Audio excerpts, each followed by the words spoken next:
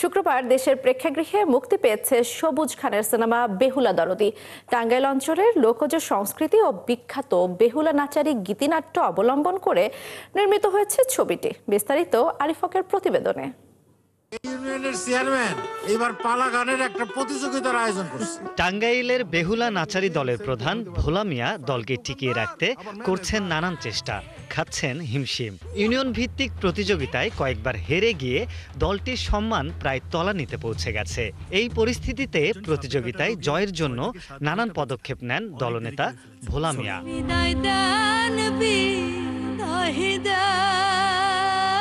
এমনই এক গল্পে সবুজ খান নির্মাণ করেছেন বেহুলা দরদি। নির্মাতা জানান, মূলত বাবার পেশা থেকে অনুপ্রাণিত হয়েই নির্মাণ করেছেন এই ছবি। দাদা ছিল একটা দলের ওনার।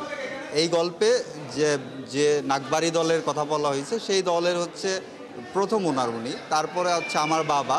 সেই সুবাদে আমারও আসার কথা ছিল, কিন্তু দুর্ভাগ্য আমি পেশাগত কারণে ঢাকায় থাকায় সেটা হয় নাই। তবে আমি এটা নিজের মধ্যে লালন করি। সিনেমায় ভোলা মিয়া চরিত্রে অভিনয় করেছেন শক্তিমান অভিনেতা ফজলুর রহমান বাবু।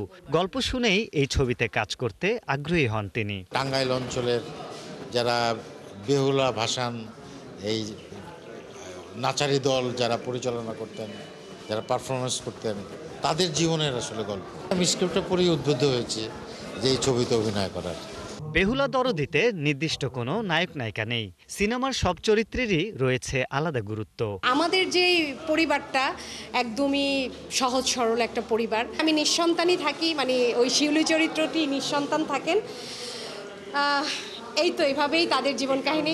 নাচারি দলের একমাত্র শিক্ষিত ছেলে, তা অনেক শিক্ষিত না, অল্প স্বল্প শিক্ষিত, বাট আমার শিল্প চর্চা আমাকে প্রবলভাবে টানে।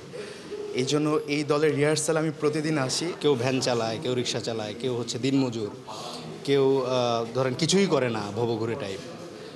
তো আমি একটা ক্যারেক্টার করেছি যেটা আসলে বলতে গেলে কিছুই করে না। তোর দুলা ভাইয়ের মনে কত স্বপ্ন। নির্মাতা যখন প্রযোজক সংকটে ভুগছিলেন তখন এগিয়ে আসেন জাহিদুল ইসলাম।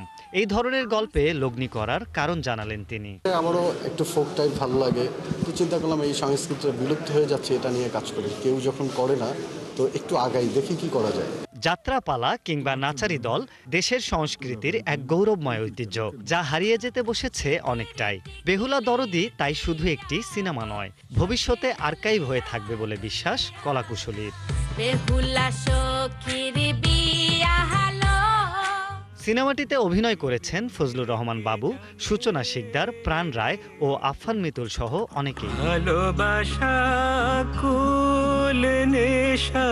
আরিফক, ৭১, ঢাকা।